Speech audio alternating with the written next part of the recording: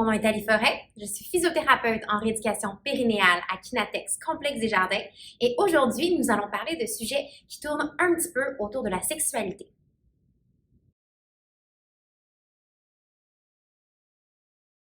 Je suis certaine que chez plusieurs d'entre vous, vous avez déjà passé au travers d'une super longue liste d'émissions Netflix depuis le début du confinement. Puis là, à force de rechercher et de dérouler la liste d'émissions disponibles, il y a une très haute chance que vous tombiez sur l'émission qui s'appelle Séduction haute tension, ou connue en anglais comme étant Too Hot to Handle. C'est une émission où les hormones sont crinquées dans le tapis, mais les actes sexuels comme s'embrasser, se masturber, avoir une relation sexuelle ou d'autres sont complètement interdits. Cette émission est parfaite comme bruit de fond parce qu'on va se dire, vous apprendrez pas grand-chose de cette émission-là.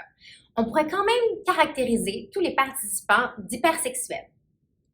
Médicalement, l'hypersexualité est décrite comme étant des préoccupations intenses et répétitives pour les fantasmes, les pulsions et les comportements sexuels.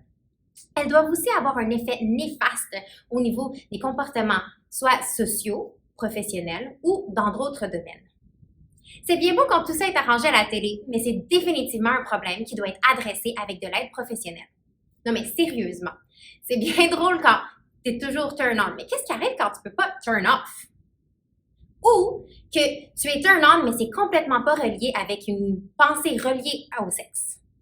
C'est malheureusement ça qui arrive à une minorité de femmes et qui est un phénomène qui est totalement différent de l'hypersexualité.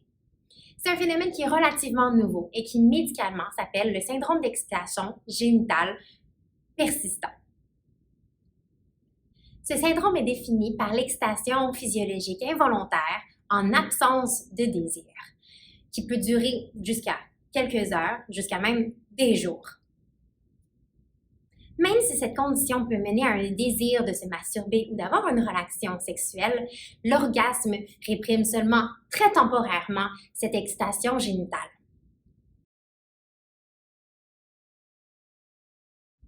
Il est évident que des situations incluant du désir comme embrasser ou avoir un orgasme peuvent déclencher de l'excitation génitale persistante. Malheureusement, il y a aussi des situations aussi banales que s'asseoir, marcher, la sensation d'un sous-vêtement sur le clitoris ou même la vibration dans les transports en commun peuvent aussi déclencher une excitation génitale qui est non volontaire et qui n'est pas reliée à du désir. La plupart des femmes rapportent multiples épisodes d'excitation génitale par jour. La fréquence peut varier entre 1 à 30 fois par jour. La durée varie aussi grandement d'un individu à l'autre. Certaines femmes parlent de 5 à 40 minutes, d'autres d'une durée de 2 heures, et une femme rapporte même être en état quasi permanent de syndrome d'excitation génitale involontaire.